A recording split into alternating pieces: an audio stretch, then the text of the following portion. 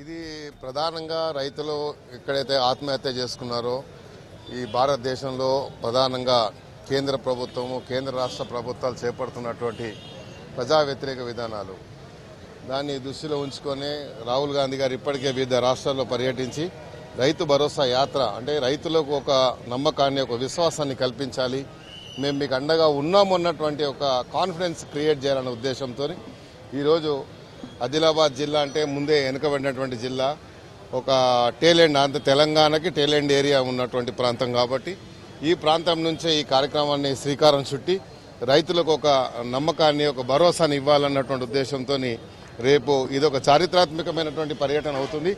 పుట్టి పర్యటనే కాకుండా రాబోయేటువంటి రోజుల్లో రైతులకు కావాల్సినటువంటి మరి సౌకర్యాలు రైతులకు ఇవ్వాల్సినటువంటి అన్నీ కూడా మీకు తెలుసు. గతంలో కేంద్రంలో కానీ రాష్ట్రంలో కానీ కాంగ్రెస్ ప్రభుత్వం అధికారంలో ఉన్నప్పుడు కేంద్ర ప్రభుత్వం వేలాది కోట్ల రూపాయలు మాఫీ చేసినటువంటి దాఖలాలు కాంగ్రెస్కే ఉన్నాయి.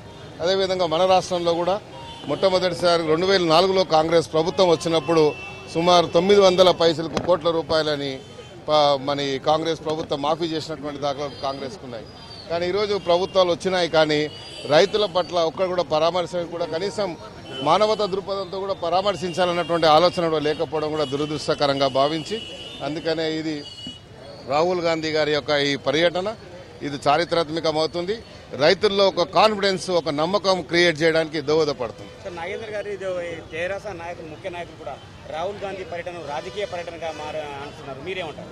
కాంగ్రెస్ పార్టీ ఎప్పుడు కూడా ప్రజా సమస్యల్ని రాజకీయం చేయడానికి ప్రయత్నం చేయదు. ఎందుకంటే ప్రజా సమస్యలు ఎక్కడ ఉన్నా కూడా కాంగ్రెస్ మేము ఉన్నాము అన్నటువంటి ఒక విశ్వాసాన్ని క్రియేట్ చేయడానికి ప్రయత్నం చేస్తే తప్ప రైతులు ఆత్మహత్యలు చేసుకున్నప్పుడు కానీ ఎక్కడైనా ప్రజలు ఇబ్బందులు ఉన్నప్పుడు కానీ దాన్ని రాజకీయ లబ్ధి పొందాలని కాంగ్రెస్ లక్ష్యం కాదు. కాంగ్రెస్ ఒక ఆలోచన విధానం కూడా అది కాదు. కాంగ్రెస్ ఎప్పుడు కాంగ్రెస్ ప్రభుత్వం యొక్క ప్రజా వ్యతిరేక విధానాలని దూయబెట్టడం కానీ ప్రజల యొక్క ఆలోచన విధానానికి అనుగుణంగా నడుచుకోకపోవడం వల్ల కాంగ్రెస్ పార్టీ స్పందిస్తుందే తప్ప ఏదైనా సమస్య వచ్చినప్పుడు ఆ సమస్యను రాజకీయ లబ్ధి కొరకు వాడుకునేటువంటి చీప్ పాలిటిక్స్ చేసినటువంటి నైజం కాంగ్రెస్ పార్టీకి లేదు, ఉండదు కూడా. ఈ సందర్భంలో మీకు తెలియజేసుకుంటూ రాహుల్ గాంధీ గారి పర్యటన పూర్తిగా ఒక మానవతా దృక్పథంతో ఒక సాటి మానవుడు బాధలో ఉన్నప్పుడు ఆ మానవుని యొక్క కుటుంబాన్ని పరామర్శించి వారికి ఒక మనోధైర్యం పెంచడానికే ఈ యొక్క పర్యటన తప్ప దీనివల్ల ఎందుకంటే రేపు తెల్లారితే మనకు రాజకీయంగా ఎలక్షన్స్ లేవు, లేకపోతే రాబోయేటువంటి ఇంకా 4 సంవత్సరాలకు ఎన్నికలే లేవు. ఇది రాజకీయ లబ్ధి కొరకు అని ఎవరైనా అనుకుంటే అది అవివేకమవుతుంది. వాళ్ళ యొక్క ఆలోచనకు ఇంతకంటే చీప్ పాలిటిక్స్ కు ఏముండదు అనమాట. తెలంగాణ రాష్ట్రం ఏర్పడిన తర్వాత తొలిసారిగా ఆదిలాబాద్ జిల్లా నుంచి ప్రారంభించడంలో అంతర్యం ఎందుకంటే ఇప్పుడు ఆదిలాబాదే కాదు తెలంగాణ అనే ప్రాంతమే కాకుండా భారతదేశంలో ఇప్పటికే మీరు చూస్తున్నారు. ఎప్పుడైతే మరి భూసేకరణ పేరు మీద కేంద్ర ప్రభుత్వం తీసుకున్నటువంటి నిర్ణయం వల్ల ఎంతో మంది రైతులు భారతదేశంలో మనం ఒక పక్కనేమో అధికారంలో లేనప్పుడేమో రైతులు దేశానికి వెన్నెముక అంటాము, మరి అధికారంలో వచ్చిన తర్వాత రైతుల వెన్నెముక విరగొట్టేటువంటి ప్రయత్నాలు చేస్తూ ఉన్నాం. అది చాలా దురదృష్టకరమైనటువంటి ఆలోచన. మరి ఇది ఒక ఆలోచించాల్సిన అవసరం ఉంది. కాబట్టే భారతదేశంలో ఎక్కడెక్కడైతే రైతులు ఇబ్బందులకు గురవుతున్నారో అక్కడక్కడ పర్యటించాడు. మన పంజాబ్ కూడా మీరు చూశారు. మరొక సామాన్య ప్రయాణికుడు ప్రయాణించేటువంటి ప్రయాణం ద్వారా మరి ఒక కామన్ దీంట్లో మన రైల్లో బయలుదేరడం జరిగింది. అదేవిధంగా యూపీలో వెళ్లారు, మిగతా ప్రాంతాల్లో సోనియా గాంధీ గారు కొన్ని ప్రాంతాలు వెళ్లారు.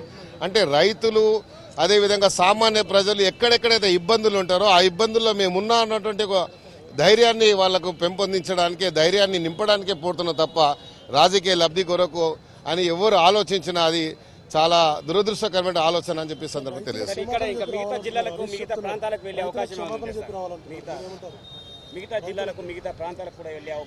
తప్పకుండా ఇది కేవలం ఇది ఆరంభమే.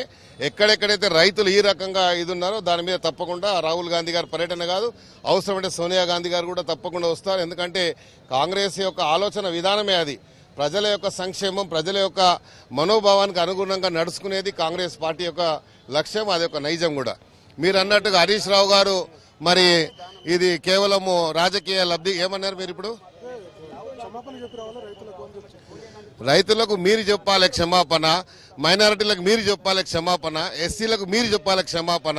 అధికారం రాకముందు ఎస్సీలని ముఖ్యమంత్రి చేస్తామన్నారు, రైతులకు 12% ముస్లిం మైనారిటీలకు 12% రిజర్వేషన్ ఇస్తా అన్నారు, రైతుల రుణమాఫీ అన్నారు, ఎస్టీ ఎస్సీలకు 3 ఎకరాల భూమిని ఇస్తామని చెప్పారు. ఎక్కటి కూడా మీరు చేయనందుకు మీరు క్షమాపణ మీరు చెవులు పట్టుకొని ప్రజలకు, రైతులకు, మైనారిటీలకు, ఎస్సీలకు, ఎస్టీలకు మీరు క్షమాపణ చెప్పాలి. కాంగ్రెస్ పార్టీ ఎప్పుడు కూడా రైతుల యొక్క పక్షపాతిగా ఉంది, సామాన్య ప్రజల యొక్క పక్షపాతిగా ఉంది.